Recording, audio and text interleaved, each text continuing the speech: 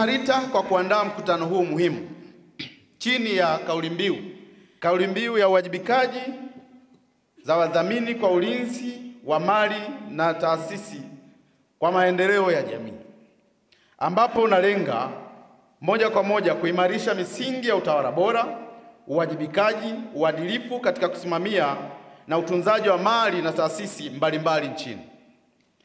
Bodi ya wadhamini ni nguzo muhimu sana katika ustawi wa taasisi zilizoko serikalini, taasisi za kidini, michezo na taasisi nyingine zinazotoa huduma mbalimbali kwa jamii. Hivyo mkutano huu ni muhimu kwani utawezesha kupunguza au kumaliza kabisa changamoto zimekuwa zikijitokeza katika kusimamia na kutekeleza majukumu ya bodi za wadhamini na hivyo kudhiasiri taasisi wanazozisimamia.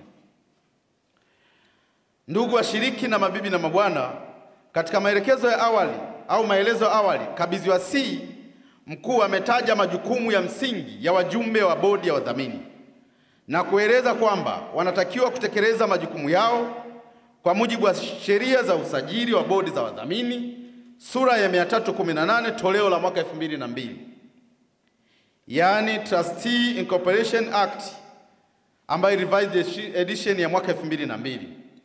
Aidha, kabidhiwa C mkuu ameweka wazi kwamba wadhamini wamepewa mamlaka na kusimamia mali za taasisi kwa faida ya wanachama au wanufaika kulingana na madhumuni ya kuanzishwa taasisi husika kama ilivyoainishwa katika katiba. Hii inamaanisha kuwa ukiwa mdhamini unatakiwa kuhakikisha mali za wanachama zinalindwa na kutumika kwa matumizi sahihi. Lakini pia pamoja na sheria, kanuni na miongozo kuainishwa mambo niliyoyataja hapo juu, bado ipo changamoto ya baadhi ya bodi za wadhamini kutotimiza majukumu yao kikamilifu kwa kutumia mali za taasisi kwa maslahi yao binafsi, kufanya ubadhirifu wa mali na fedha, kujilimbikizia mali au kujimilikishia mali kinyume cha utaratibu, pamoja na bodi ya wadhamini kukaa madarakani zaidi ya muda ulioainishwa katika katiba hiyo kusababisha migogoro na uvunjifu wa amani. Napenda nichukue fursa hii kukupongeza kabidhiwa C mkuu na timu yako kwa hatua mbalimbali mnazozidi kuzichukua kwa lengo la kutatua na kushughulikia changamoto zinazojitokeza katika bodi za wadhamini. Hivyo hongereni sana. Napenda wadhamini wote mfahamu kwamba hatua stahiki za kisheria na kiutawala zitachukuliwa kwa wale wote wanaokiuka misingi ya sheria katika utekelezaji wa majukumu yao.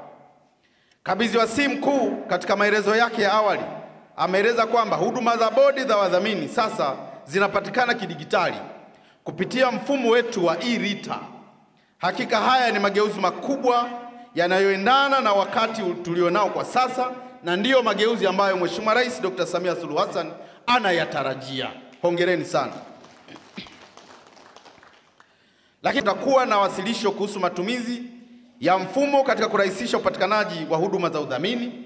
Hivyo naamini washiriki wote tutazingatia mada hii ili baada ya hapa tukatumie ipasavyo mfumo wa kidigitali wa RITA.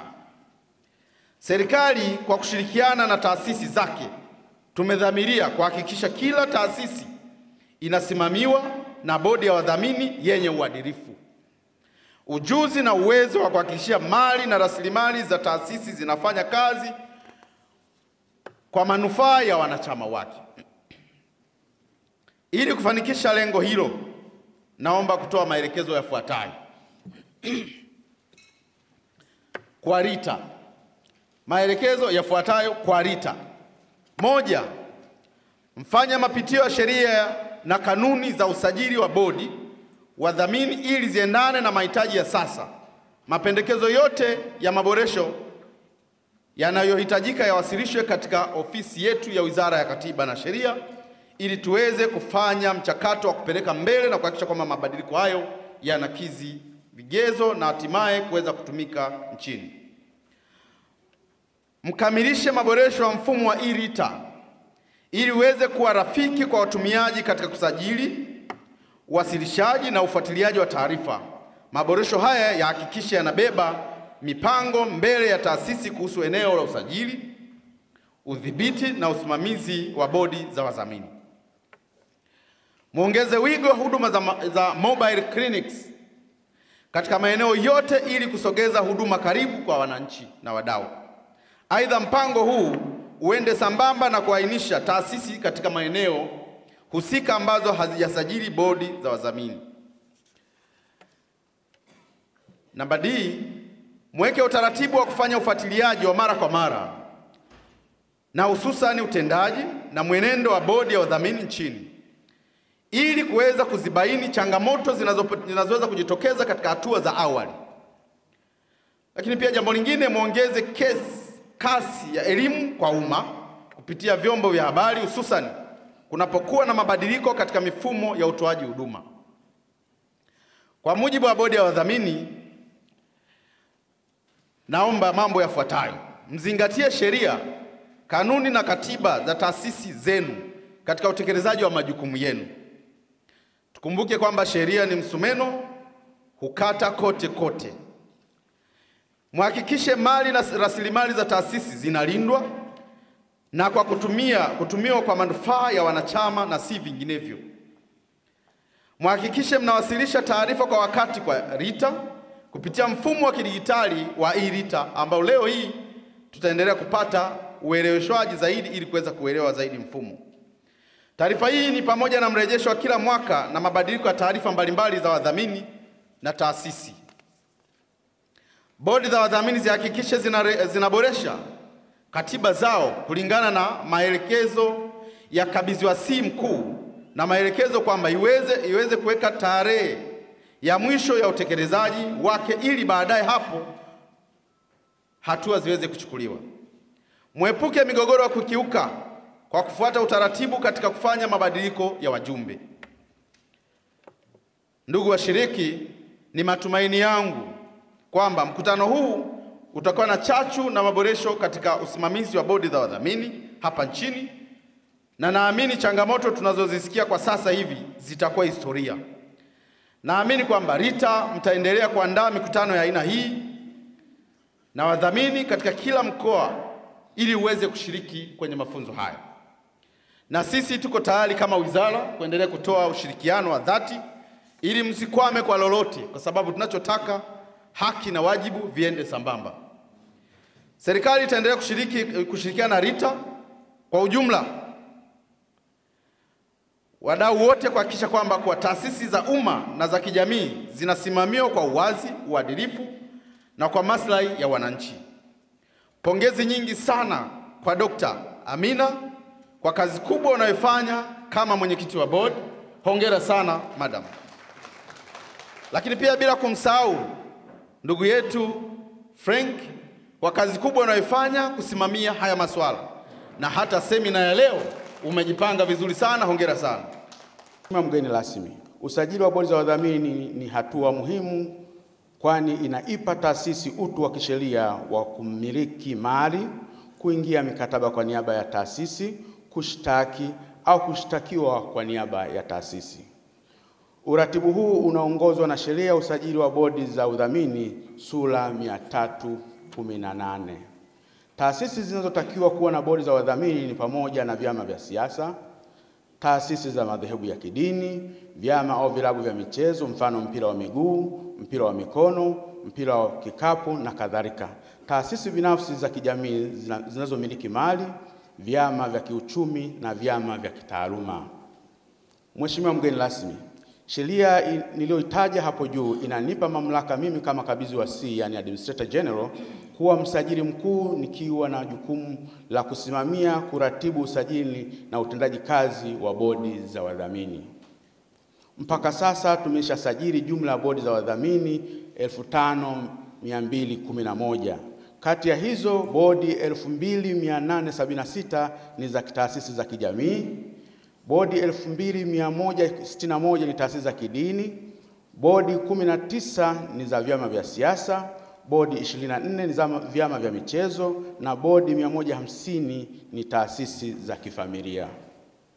Mheshimiwa mgeni rasmi, pamoja na sheria kuainisha majukumu na wajibu wa wajumbe wa bodi za wadhamini, bado zipo changamoto, kwani baadhi ya bodi kushindwa kutekeleza majukumu yao ipasavyo. Changamoto hizo ni kama zifuatazo. Ya kwanza, usimamizi usioridhisha wa mali za rasilimali za taasisi, uelewa mdogo wa sheria, kanuni na wajibu wa wadhamini, mabadiliko ya mara kwa mara ya uongozi bila kufuata utaratibu, migogoro ya kiuongozi ndani ya bodi za wadhamini, uwasilishaji hafifu wa taarifa za bodi za LITA, kutotumia kikamilifu mfumo wa kidigitali wa e-LITA.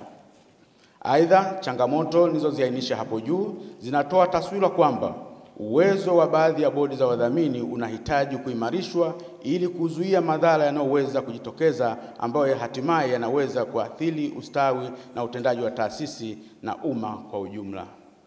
Mheshimiwa mgeni rasmi, ofisi yangu inaendelea kuchukua hatua mbalimbali kwa lengo la kukabiliana na changamoto nilizoziainisha hapo juu, ikiwa ni pamoja na kuimarisha mifumo ya kidigitali, hususan mfumo wa e-LITA ili kurahisisha utunzaji na uwasilishaji wa taarifa za bodi. Kuendelea kutoa mafunzo ya mara kwa mara kwa wadhamini ili kuwaongezea uelewa wa majukumu yao kwa mujibu wa sheria. Kuanzisha huduma ya mobile clinics kwa lengo la kutoa ushauri, kutatua changamoto papo kwa papo na kusogeza huduma karibu na wadau.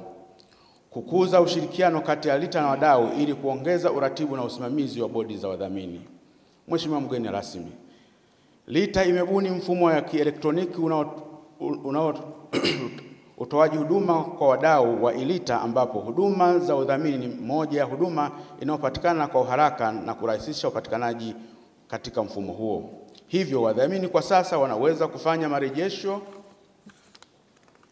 ya mwaka, kubadili taarifa za taasisi, kutuma maombi na kuomba vibali vya ardhi kwa kutumia mfumo huu wa e-LITA. Wakala umefanya maboresho haya kwa lengo la kuharakisha upatikanaji wa huduma na kuboresha upatikanaji wa utunzaji wa taarifa za wadhamini. Mheshimiwa mgeni rasmi, kikao cha leo kitakuwa na mada 3. Mada ya kwanza itahusu huduma ya wadhamini kuanzia hatua ya usajili, usimamizi na utekelezaji wa majukumu ya bodi za wadhamini.